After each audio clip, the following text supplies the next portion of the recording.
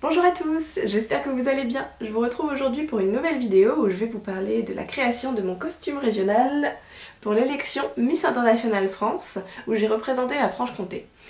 Oui, ça fait un petit moment que j'aurais dû faire cette vidéo déjà. Première difficulté, l'inspiration.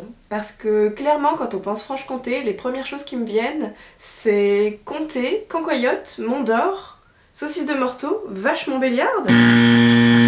Hors de question que je porte une tenue sur ces thèmes. Mais heureusement, la Franche-Comté c'est aussi l'horlogerie. Si, c'est pas que les Suisses.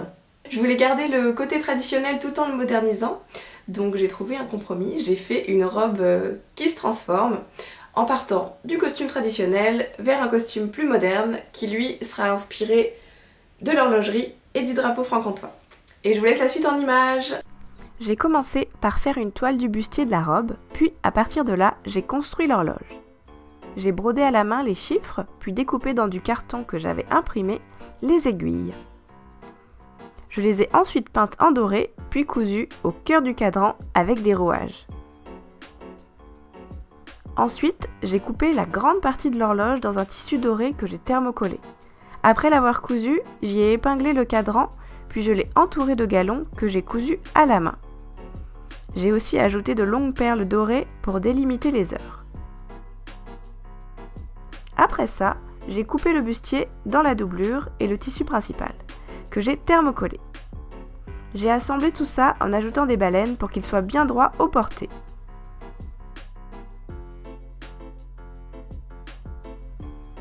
Après avoir bien repassé mes coutures, j'ai assemblé la doublure avec le tissu principal.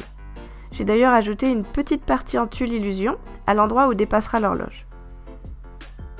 Une belle piqûre nervure pour maintenir la doublure à l'intérieur et j'épingle l'horloge bien au centre. Je la maintiens en bas avec une couture à la machine, puis je couds le reste en même temps que j'appose les perles tout autour à la main.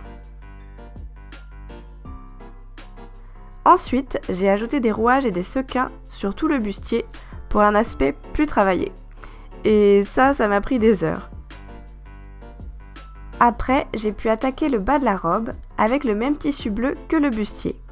Pour rappeler le drapeau, j'ai commandé une feuille thermocollante dorée que j'ai scindée en plusieurs petits rectangles et je les ai ensuite placés sur le bas de la robe à l'aide d'une règle, puis je les ai thermocollés au fer. Malheureusement, ça n'a pas très bien tenu et j'ai dû tout repasser pendant très longtemps. Une fois fini, j'ai pu attaquer la doublure, qui sera aussi la jupe de la tenue traditionnelle en fait. Une fois cousue, je l'ai assemblée avec la partie de la robe de soirée, puis j'ai formé des plis tout autour. J'ai pu ensuite assembler cette partie avec le bustier, ajouter une fermeture invisible, fermer la doublure du bustier à la main, et la robe de soirée était prête.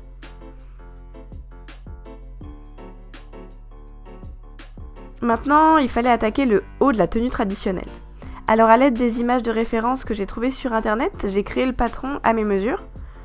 Donc il se compose d'un chemisier blanc avec des manches, d'un gilet noir sans manches, et j'ai cousu le gilet sur le chemisier pour faciliter la transformation de la tenue. J'ai aussi ajouté du scratch pour que ce soit plus simple à enlever. Et le dernier élément de la tenue traditionnelle, c'était le tablier. Je l'ai fait en rouge pour que ça ressorte bien et j'ai ajouté une jolie dentelle traditionnelle tout autour. J'ai également ajouté des scratchs et je l'ai maintenu par des points à la main sur le chemisier et le gilet. En théorie, ça donnait ça.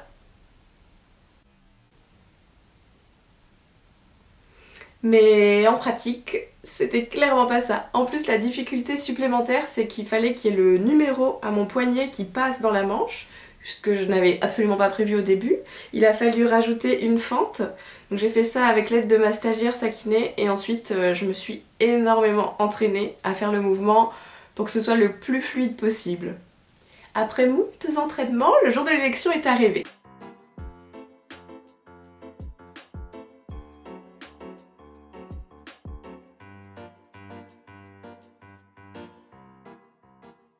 Bon, j'ai clairement pas fait le changement comme je le voulais, c'est pas aussi fluide et en plus j'ai arraché les aiguilles en le faisant. Mais j'ai réussi.